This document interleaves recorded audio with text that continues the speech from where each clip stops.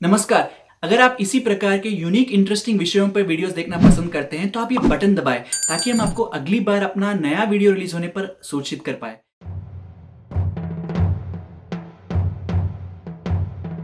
मैं इक्ष्वाकु वैवस्वत आपसे एक पहेली पूछता हूँ। एक समय की बात है, गुरुकुल में दो छात्र थे। एक राजा का क्षत्रिय पुत्र, दूसरा महर्षि का तेजस्वी ऋषि पुत्र। विद्या प्राप्त उपरांत गुरु ने उनकी बुद्धि परीक्षा हेतु काल्पनिक प्रश्न पूछा। दो सर्वसंपन्न मित्र राज्य थे जिनकी प्रजा अत्यंत सुखी और राजा धर्माधिकारी थे। दोनों मित्र राजा अपनी अपनी सेनाओं का मनोबल बढ़ाने हेतु एक खेल का आयोजन किए। खेल की एक रात्रि पूर्व दोनों राजाओं को एक ही स्वप्न आया। स्वप्न में यमराज आए और उन्होंने कहा कि खेल में जो भी राज्य जीतेगा उस राज्य के युवराज की मृत्यु निश्चित है। तत्पश्चात स्वप्न में लक्ष्मी जी आई और उन्होंने कहा कि खेल में जो भी राज्य हारेगा उस राज्य की सारी संपत्ति नष्ट हो जाएगी और प्रजा धनहीन, और ये टोली वाला खेल स्थगित नहीं किया जा सकता। श्वेताओं, अब आप बताइए, राजाओं को खेल जीतना चाहिए या हारना? आपके अनुसार क्षत्रिय और ऋषि विद्यार्थी का क्या उत्तर होगा?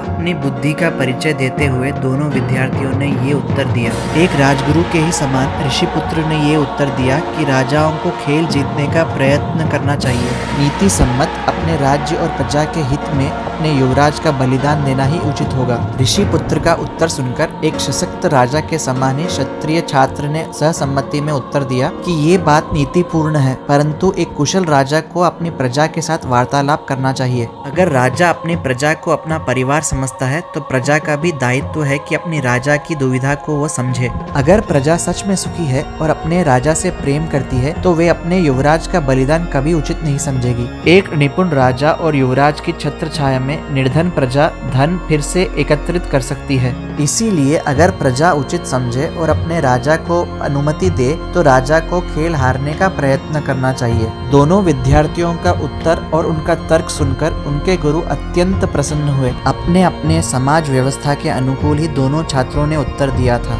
तत्पश्चात दोनों छात्रों ने गुरुजी से आग्रह किया कि वे बताएं कि उनके अनुसार उचित उत्तर क्या होगा। उनके अनुसार ऐसी स्थिति में राजाओं का क्या कर्तव्य होना चाहिए। तब मुस्कुरा के गुरुजी ने कहा कि मैं आप दोनों से सहमत हूँ, परंतु उचित ये होता कि दोनों राजा अपने टोलियों के कप्तानों की अदला बदली कर दे। एक राज्य के कप्तान दूसरे राज्य की टोली का कप्तानी करे और दूसरे राज्य का कप्तान इस राज्य की टोली को संभाले। ऐसा करने पर खेल में जीत दिलाने के लिए दोनों ही कप्तानों का मनोबल बना रहेगा। राजा और प्रजा की सहमति में खेल में जीत दिलाना ही नीति उचित होगा। इसीलिए अपने प्रजा के साथ साथ राजा को अपने टोली के खिलाड़ियों की भी सहमति लेनी चाहिए। अपने गुरुजी का उत्तर सुनकर दोनों विद्यार्थी दंग रह गए। इसीलिए शायद कहते हैं कि गुरु तो गुरु होता है और शिष्य शिष्य। अब अगर मैं आपसे कहूँ कि ये इतिहास में सच्ची घटना थी तो आप क्या जानना चाहोगे कि ये गुरुजी और शिष्य कौन थे? मैं इक्ष्वाकु राह दिखाता हूँ, आपके मन में जिज्ञासा उत्पन्न कराता हूँ। आप कोशिश करिए,